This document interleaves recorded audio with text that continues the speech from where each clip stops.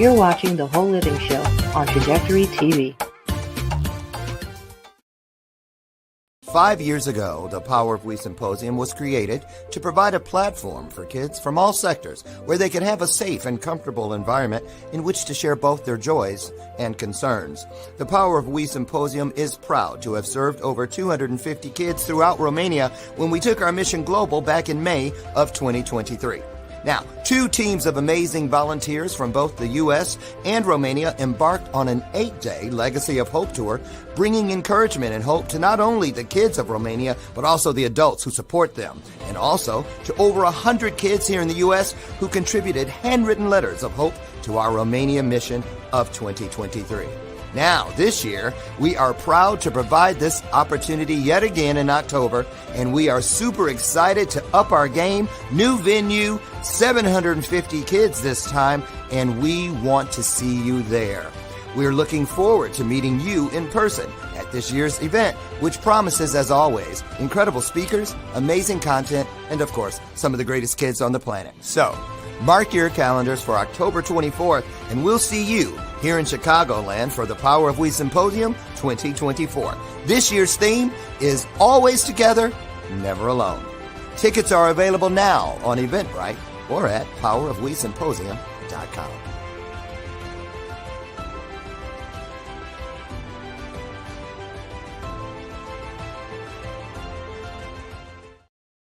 Operate out of your dreams and your vision and not other people's expectation. Having breast cancer wasn't my choice, but the decision to live healthy so that I could stand before you here today, that's choice. You can choose this very moment to change your life from every perspective. Tracy Randolph was our speaker. She came back because so many people liked her first presentation. I was one of those people that joined her fitness group, and it made me a better leader.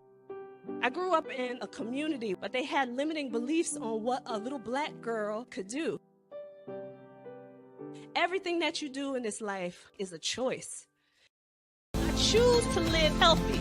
I choose to change my mindset. I choose to be everything that I dreamed of because I choose faith and I choose me. Live healthy, be everything that you can be today. Choose yourself.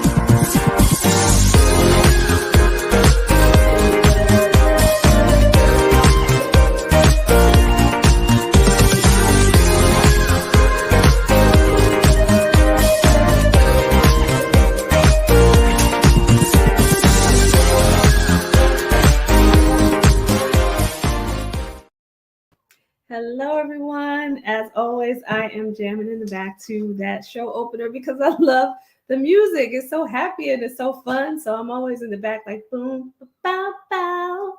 Okay, I can't sing, but I'm enjoying it anyway. But we have a great show for you this evening. I don't even have anything to talk about in the beginning because I don't want to take up too much time.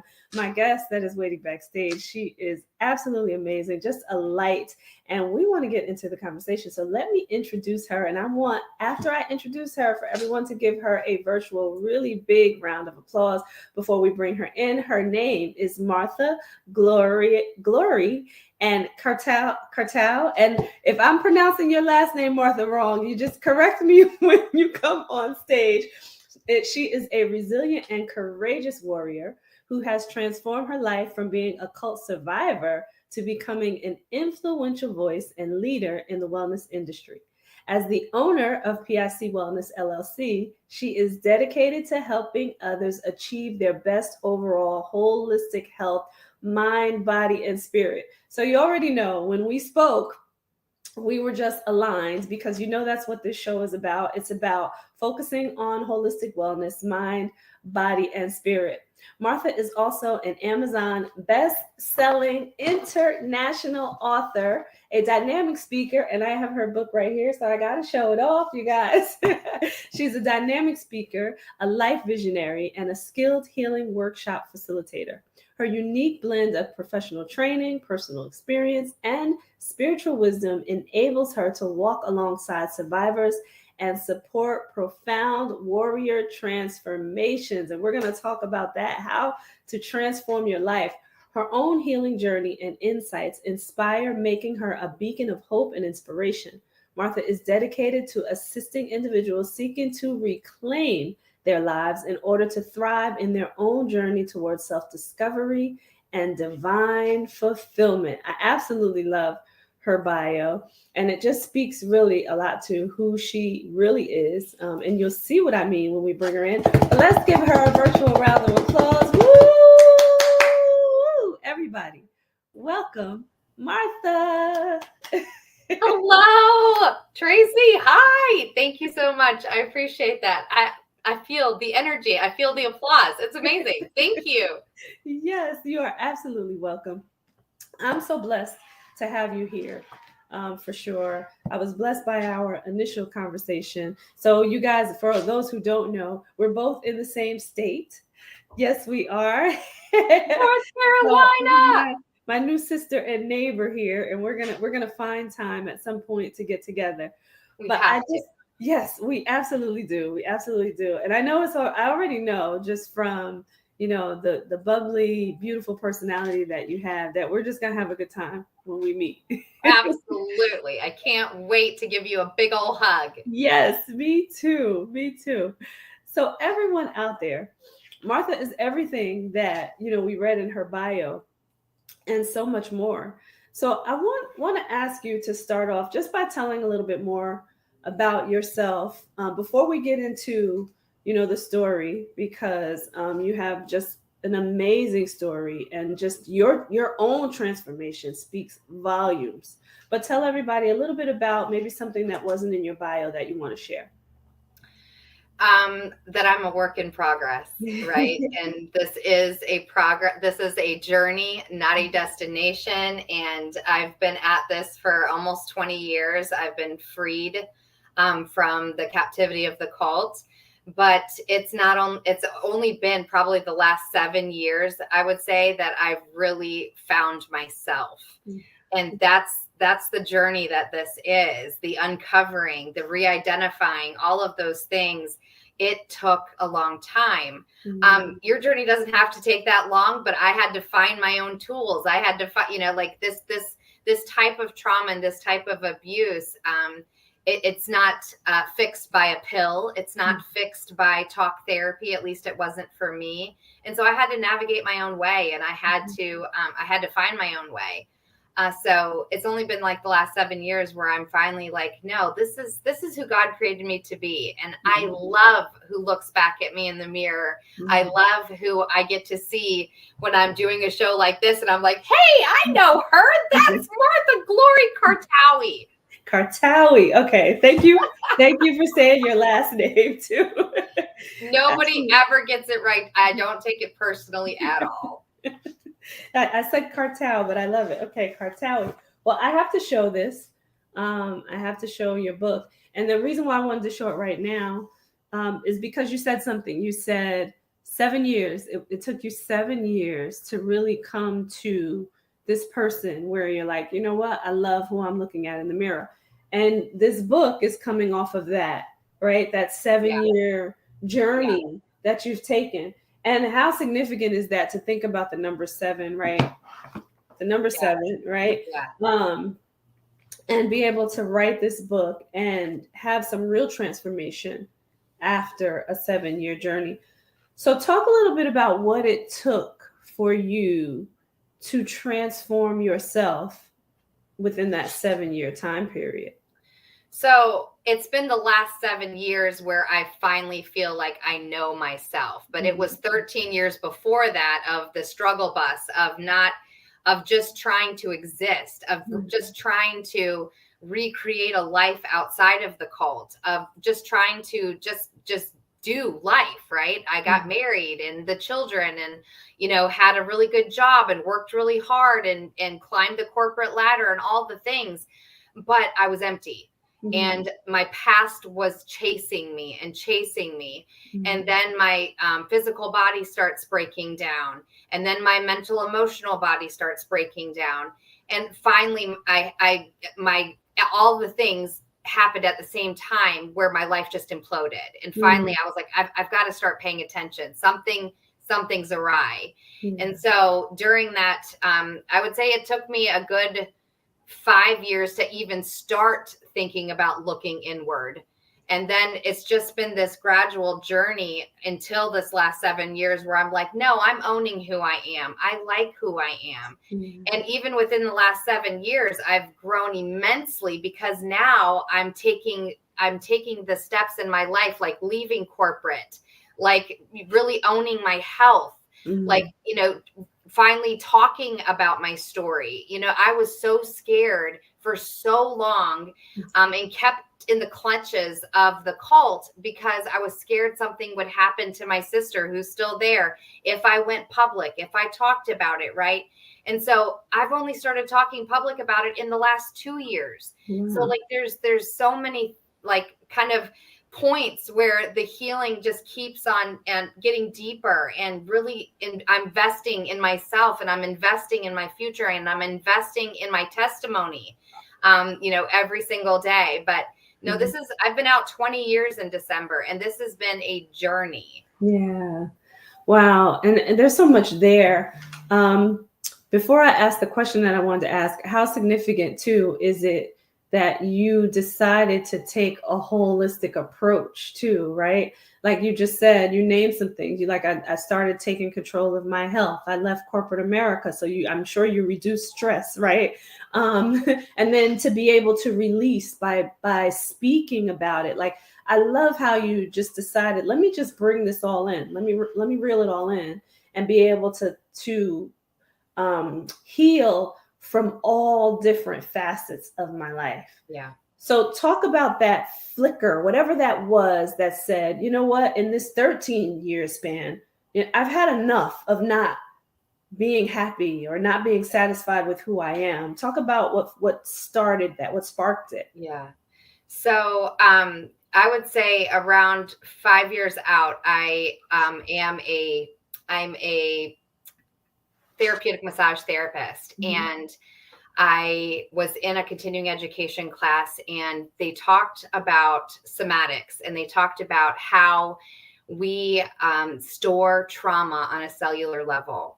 And the bells and whistles and everything just started going off. And we started talking about this book that lays it all out. Body Keeps the Score. And I was like, I've got to get this book. This is me. This is me. And that was the moment where I realized everything's connected. Everything's connected. Mind, body, and spirit is all connected. So my physical body's falling apart. My emotional body is falling apart. My spiritual body is well, I didn't even have, like, that was like way out there somewhere. It was not of any concern to mine at that time. And I just realized if this is all connected, I can't just take a one silo approach. I can't just address my back pain. I can't just address my fibromyalgia. I can't just address my allergies. It's all connected. But I was, also I didn't know where to start. So I did what we do, right? I went to this specialist, and I went to that specialist, and I got this litany of diagnoses of, migraines and chronic pain and PTSD and complex PTSD and like all of the diagnosis. And then I'm like, and what do I do with this? Somebody wanted to give me a pill. Somebody wanted to give me a colonoscopy. Somebody wanted to give me shots. Somebody wanted to give me an injection. And it was just like, I made no progress. The pain was so deep in like intertwined in the fibers and the spindles of my very being that the pill wasn't going to help. It wasn't numbing anything other than just clouding over like a Band-Aid to the soul, right?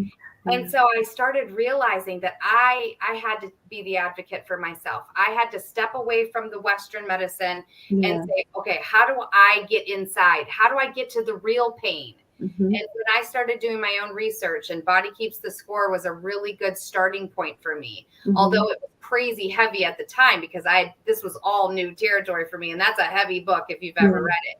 I have not, but I'm going to write that one down. But it was like a light bulb moment for me because it was like, okay, now I have somewhere to start. And that led me to modalities such as EMDR and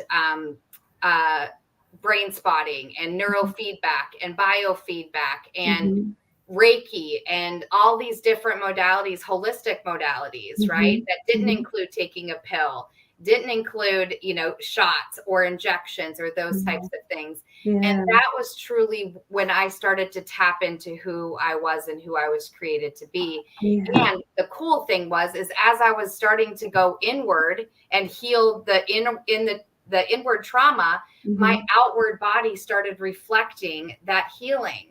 So my migraines decreased, my GI issues went away, my chronic fatigue went away, like all of these diagnoses that I had been given. When I started paying attention to the real pain, the trauma, and really started healing from a place of going inward first, the outward began to manifest that as well. And that was like, whoa. And so then you just keep going because you see it, you feel it. I released 100 pounds in that first year of being on that healing journey. And that for me was like, whoa, okay, because I've changed nothing other than changed everything, right? Right. Because I had gone inward and I no longer hated the exterior because I understood it was a reflection of the pain inside. So if I could address the pain inside, I could address what I hated about the outside. Yeah. Ooh, boy. I was just having a conversation with my son last night. We walked outside, right? We were just in the driveway. But my son has always been amazed by like the moon and the stars, and even now as he's older. So we always take the time to just look up, right? And I was saying to him last night, I'm like, think about the amazement of what God made and how we're so connected with the universe. And I said, and how intricate our bodies are made. I'm always in awe of how intricate our bodies are made. I'm like, we're more complex than any car, any machine that could ever be made by man. And I said to him, I'm like, if you think about all of this in amazement, all that God has done, we have the power, right, in our minds to heal ourselves. Because if you think about everything that he's given us, the resources are already here. It's already within our bodies, and it's already within the universe for us to have at our exposure to be able to heal. So I love, what you said. And a lot of times, I know that I was raised in a way where you just go to the doctor and you just listen to what they say. And, coming off of my own illness, really saying, you know what, I got to figure out how to do this and how to heal without taking all of the medication that they wanted to give me because I was having all these crazy side effects.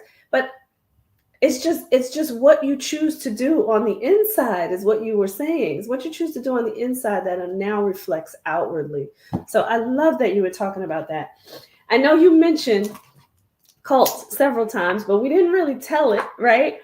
We didn't really tell it, even though I showed the cover of the book, and I'll show it I have the book in my hand, everybody, but I'll show you a better picture of the cover itself because I want everybody to. It's such a great read. I was just telling Martha before we started the show, it is so hard to read and so hard to put down all at the same time. We're going to show her website as well. So you can go and you can grab a copy of the book from her website. And I'm not going to delay this. We're going to show it again later. But I want to put it up here now so that people can make sure that they get the book whenever they join the show, right? But I want to dive into this. So Martha mentioned that she was in a cult. And she didn't say this, but I'm going to say this and then I'm going to let her speak. But she was in a cult from birth. So it wasn't something that she chose herself. It was something that she was born into. But I want to dive into this amazing read about your life's journey. Talk about And I want to, there's so much here, and I have so many highlights here. The very first chapter, on the very first page, you talk about that the day is forever more memorialized in your mind as the night that everything changed, and you boldly and unintentionally, jumped faith first, not feet first, because you were talking about when you decided to leave. And you said it was the night that, this is everything that we just were talking about, that I physically, spiritually, and emotionally made an escape. So we're going to start backwards, I guess, right? Because that's kind of how the book starts off, but it just captures the attention. Talk about that moment where you said, I've had enough. Yeah. So, and obviously that is the moment that I finally gained the courage to make a change in my life and to finally leave and escape. But I wish that I could say that I did it for myself, but I didn't. And I get into this in the book, but at that time I had no self-esteem, no self-awareness, no identity. So I couldn't do anything for myself, right? So the reason why I came to escape was because I had found out that my sister, who was on the outside, was pregnant with her first child. And my sister and I growing up were two peas in a pod. We loved each other and hated each other at the same time, but we did everything together. And we're only 18 months apart. And she was my heart. And so when I found out she was pregnant, and she had nobody, she was married to an outsider. My parents were still in the cult. My siblings were, some of them were around, some of them were still in the cult. And so she had no one. And so I knew by the time that she told me this, I knew in that moment I would get home to be with her during her pregnancy. I didn't realize how fast God would work because from the time that I found out she was pregnant to the time that I escaped was only 10 days. Wow. And God rolled out the red carpet and made the provisions and created the way and the plan and the courage and all of those things within 10 days. Yeah. So when it's divine timing, nothing can stop it. God rolls the red carpet out for you, or the universe, or whatever you believe in. Yeah. Everything is made aligned in order for the purpose to be done in your life. And that's what happened for me. And so, yes, that night is memorialized in my every memory. I'll never forget that night. But I did it for my sister. I did it for my unborn niece because I didn't have the value to do it for myself, right? But I wouldn't find myself for many, many, many years, but I did it for them. But there's so much value even in that. You think about how selfless that was, right? To say, you know what, I need to be there for her.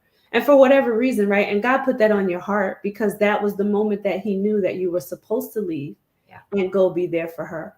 But it just speaks volumes about, and we'll get into this a little bit later, it speaks volumes about the person that you still were and are today in wanting to do for others. You know what I mean? Think about how amazing that is. Like, you left for someone else. Well, that's intrinsically who God created me to be, right? And even underneath all of the trauma, underneath all of the pain, that's intrinsically who God created me to be. And so, yes, in that moment, I made a selfless decision. Very selfish if you think about it, because it ended up being what changed my life as well. But I did it for them. I wanted to be there for my sister. I wanted to be there for my niece. And that gave me the power, the courage, the resilience to be able to say, come hell or high water, I'm going to be there for them. I'm going to end this. I don't want this anymore. And I'm willing to do whatever it takes to get out of it. Ooh, so beautiful. So beautiful. Wow. It's and it talks about the 10 days. I had that highlighted too, because that amazed me that it just happened within that time frame. We're going to take a quick commercial break here because I want to stop before we get too far into the book, because this is so good. I don't want people to miss this at all. But I want people to think about, and you hear this, right, from people who have stories, and everybody does, but when you take that step towards helping somebody else, your life changes as well. Right. So I want to think about that as we take the commercial break, and then we're going to come back and we're going to dive more into your journey. Here we go, everybody. Stay tuned. Do not go anywhere.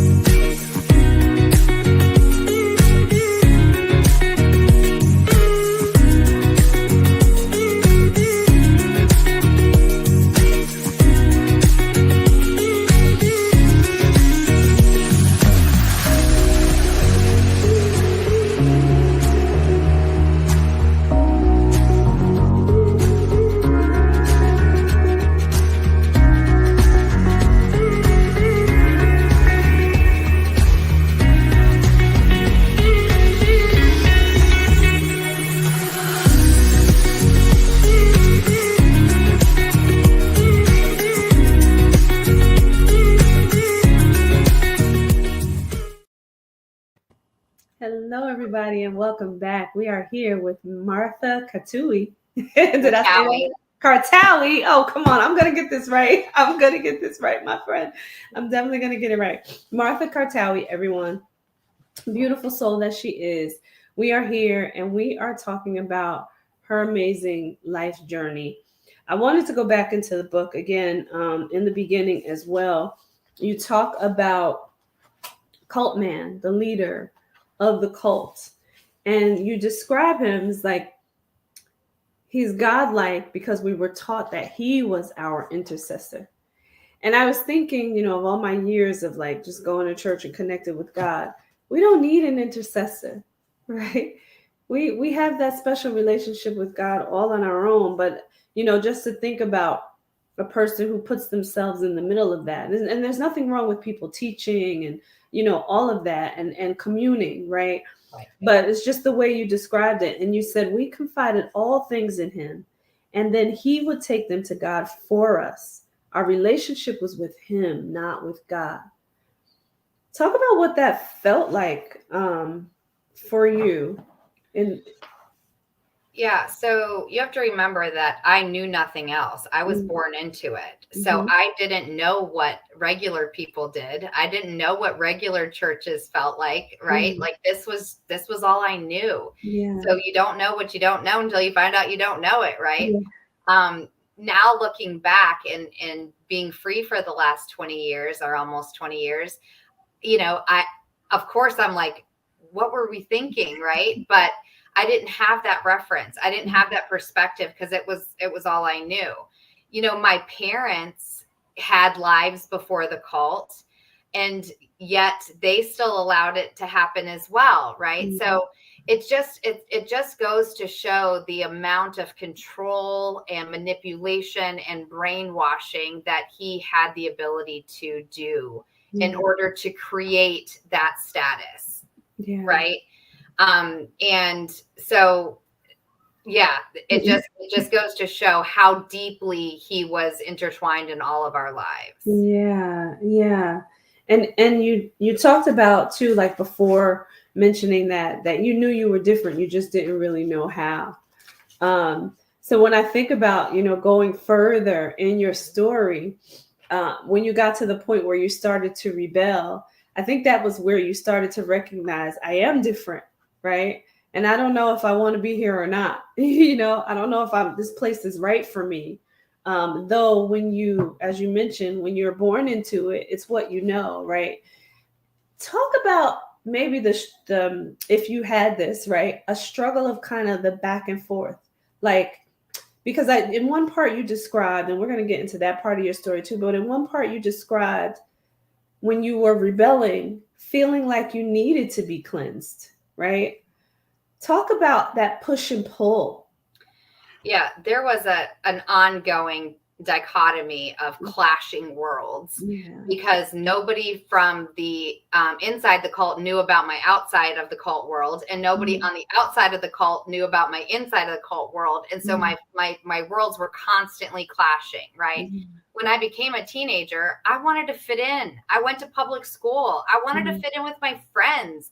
I didn't want to look like the girl wearing long skirts and her hair in a bun and, you know, blouses. Like, I wanted to fit in with my friends. I wanted to wear jeans and shorts and t-shirts, and, you know, I wanted to cut my hair, and I wanted to, you know, I wanted to wear my hair down. You know, because we couldn't wear makeup, we couldn't wear jewelry, we couldn't wear, you know, just shirts or blouses and skirts. Like, I was just a sore thumb everywhere I went. And so when I started rebelling, it was more so I just wanted to fit into at least some part of my world, right? Because when I was a teenager, then I lived in North Carolina, but we were still part of the cult. So we still made, you know, 5 trips or 6 trips a year up to the cult. And then when I would get there, I didn't fit in there because I felt like I was wearing a badge of all of the rebelling that I did, you know, before I came back, right? So I was always stuck between these two clashing worlds of I'm this here and I'm this here, and nobody knows about my two worlds, and my worlds can't intersect. I can't tell them about this world, and I can't tell them about this world. And that's where the lying came from. I constantly had to lie in order to fit in both of my worlds. Yeah. Wow. And did that torment you in a way? Like, just it just became who I was. Yeah. It just became who I was. It wasn't until I moved back to the compound at 18 that it really came crashing down, right? Because then the weight of my sin, right? And all of that kind of began piling on top of me, because now he was telling me that I had to fast, and I had to pray, and I had to ask for redemption, and I had to ask for forgiveness, and all of the things. And so all of those years, you know, the 6 years of my teenage years that I was in North Carolina, all of that sin, right? For normal people, it's just normal. But for me, it was sin was piling on top of me, and that I had to rectify for those things, right? And I had to ask for forgiveness. And I had, you know, like that whole fasting and cleansing came from that, right? Like I felt the burden of my sins. I felt the burden of my wrongdoings that didn't fit into the cult life, right? And I had to feel all of that. Yeah. And just think about that part too, like the psychological, you know, manipulation that happens, because you and your family were, you know, miles away from where the compound was, but still, like, it was almost like you were still there, right? Just the way, have you ever asked your parents, like, why didn't they, like, make an escape, I guess, when you moved away? I've never asked them that specifically, but for me, and this is what my parents would tell you too, is that it's all in divine timing. Yeah. They hadn't seen what they needed to see in order to make a break, right? And things had changed so incrementally small, you know, like we use the reference all the time about putting a lobster in a pot of cold water and then turning up the heat gradually, and they don't know they're being boiled to death, right? And that was the feeling of the experience within the cult, is that things happen so measured and so incrementally, and so, you know, like that it's like, oh, that changed, oh, that, right? And so you can just digest it easier than just trying to swallow it all whole. And so my parents had to go through their own journey in order for them to see that this was no longer what they thought it was, and that, you know, also they really thought that they were sacrificing for the good of their family. They really thought that he was what he said he was, and that this was salvation. This was our direct link to heaven, to God, to, you know, a better life. And so for them, you know, things were uncomfortable, of course, but they never questioned it, because in the Bible, they were uncomfortable a lot, right? Yeah. So, you know, there's lots of stories about people being uncomfortable and having to, you know, power through and having to wait on God and all of those things. Yeah. So it wasn't time. Yeah. And I know we spoke earlier about this just in thinking about your parents and how hard, you know, it had to be for them, right? Because they thought that they were connected to something greater.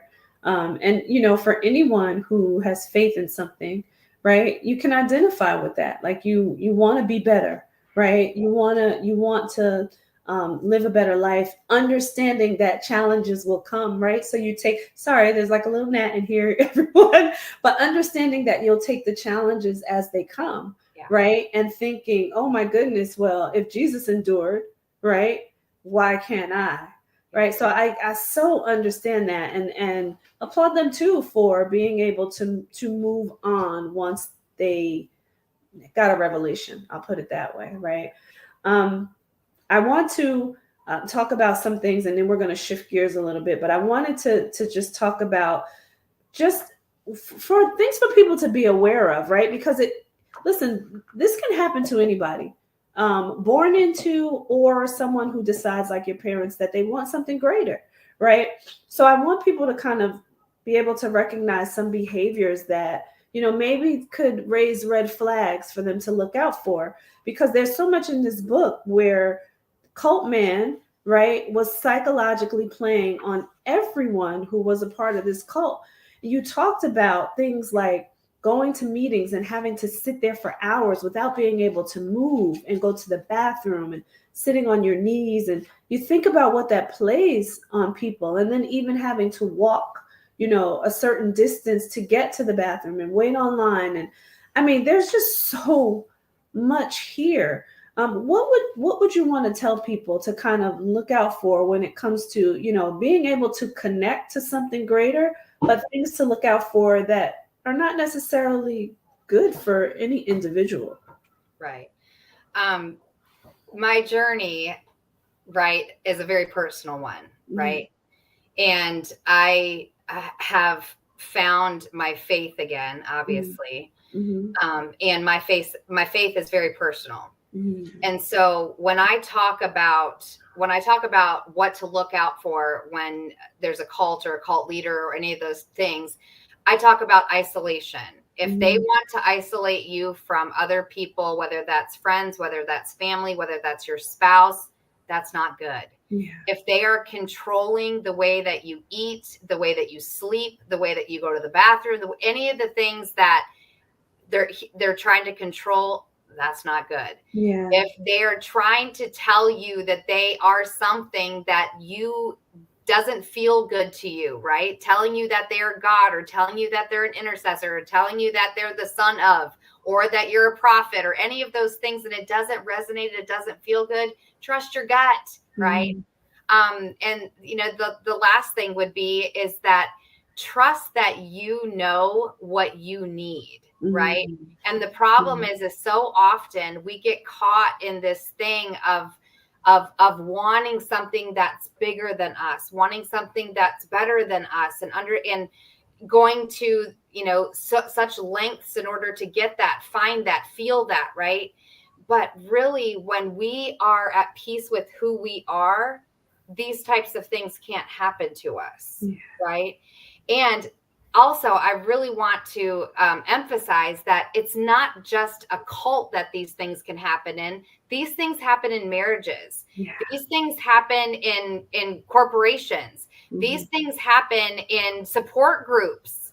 These things happen in, you know, these things can happen anytime that you put a person in a place of power and they abuse it. Yeah. Such a good point. And now I want to transition because of that point that you just made.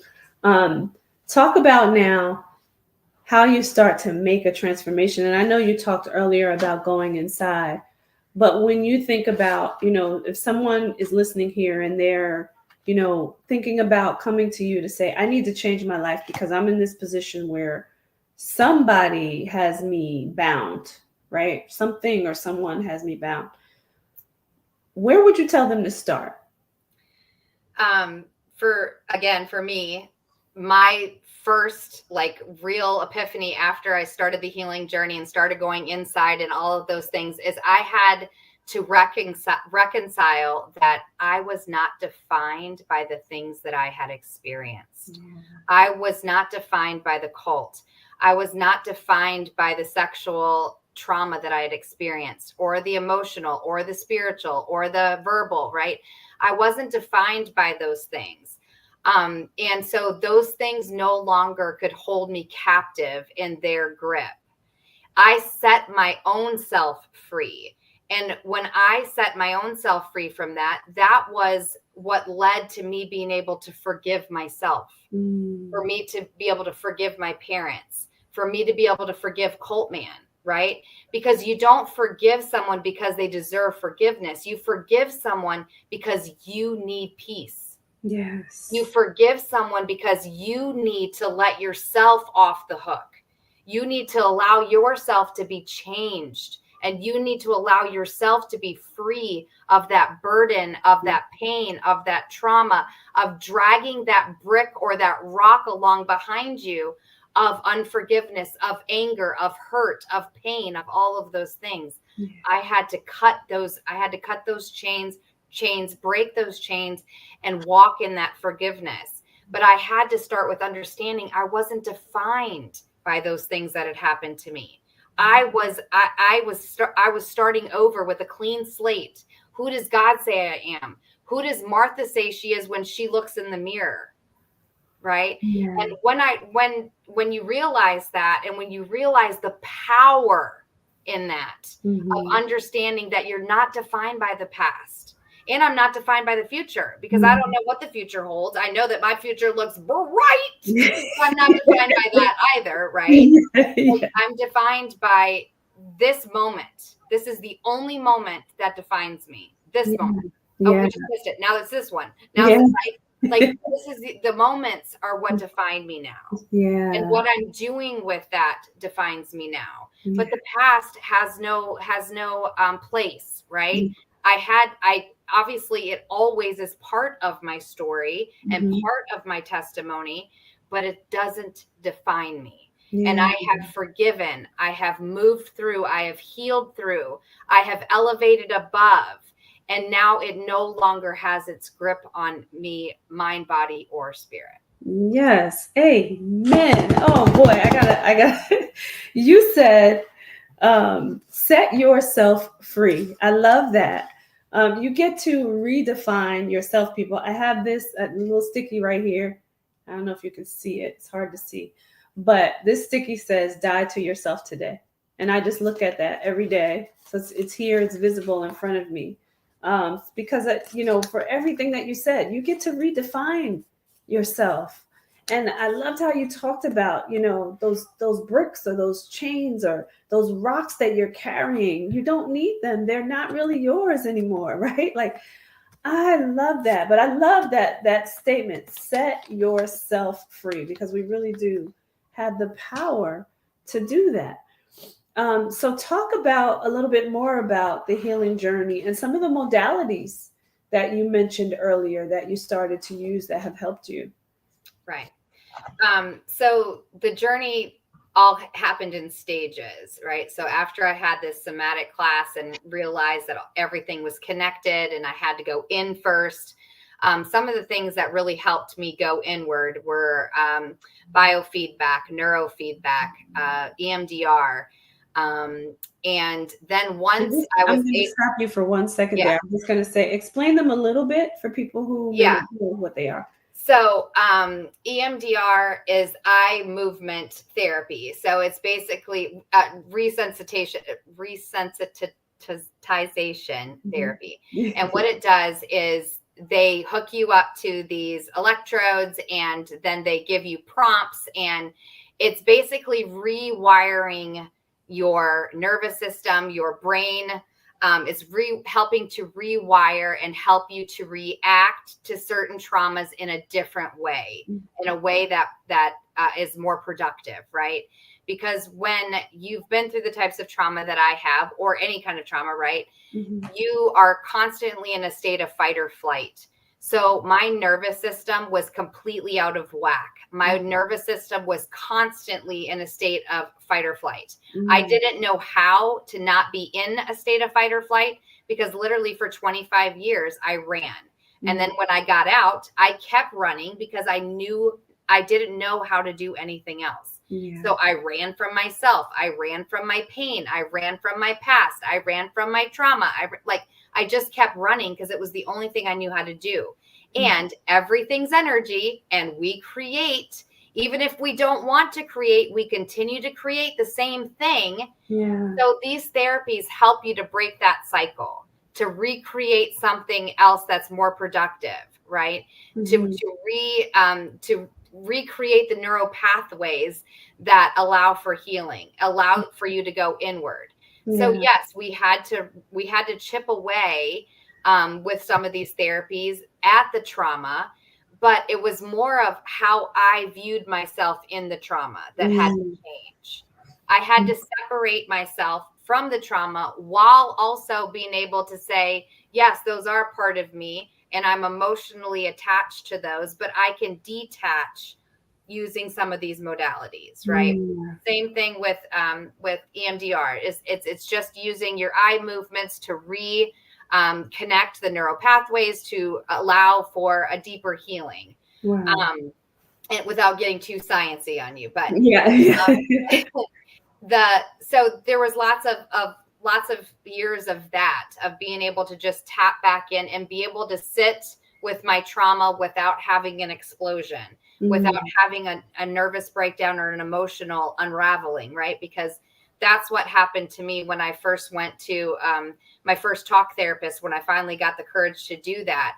And then 4 visits in, she tells me she's never worked with somebody from a cult and doesn't know what to do with me, and basically told me she was sorry and good luck. That was so crushing to my very soul, because I was like, see, I'm so broken. I tried to tell you I'm so broken, even for a professional. So I had to rewire all of that, right? I had to go inward and say, it's not me. This is part of me, but I want to let this go. And so these were all tools of how I learned to let these things go.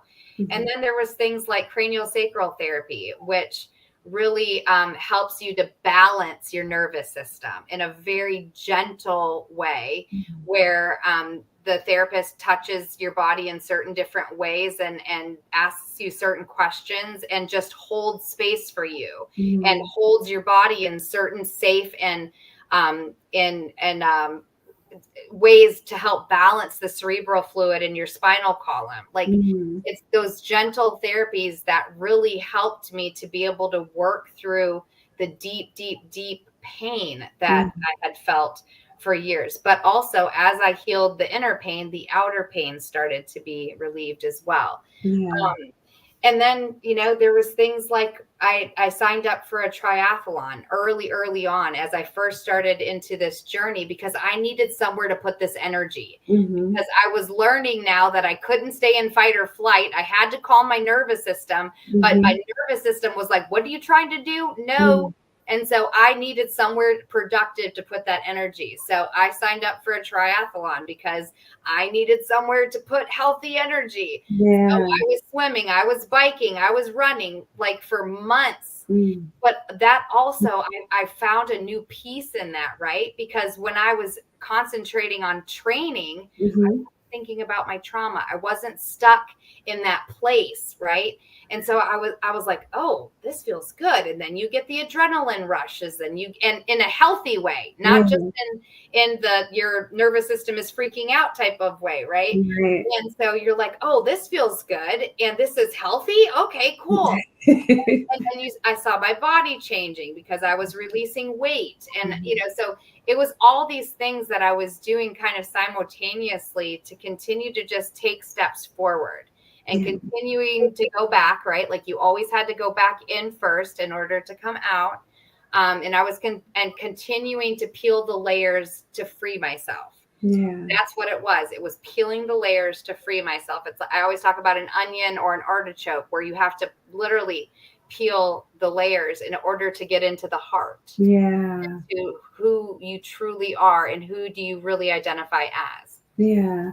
And so that brings up something to for people that are listening to, like, be patient with it, right? And give yourself some grace and just continue to keep peeling, as Martha said, right? Because it's not a process that happens overnight. You heard her say it's gradual. She took years and to continue to holistically heal, right? And I'm sure you continue to use some modalities, right? Because absolutely, this is a lifelong thing, because there's never an end point where you're like, I am healed. Yeah, that doesn't exist, and life continues to happen, right? But now I have a toolbox full of tools, that I can rely on. Like, I went through a divorce 4 years ago. I needed tools. I went through a miscarriage 2 years ago. I needed tools. I went through a breakup 2 years ago.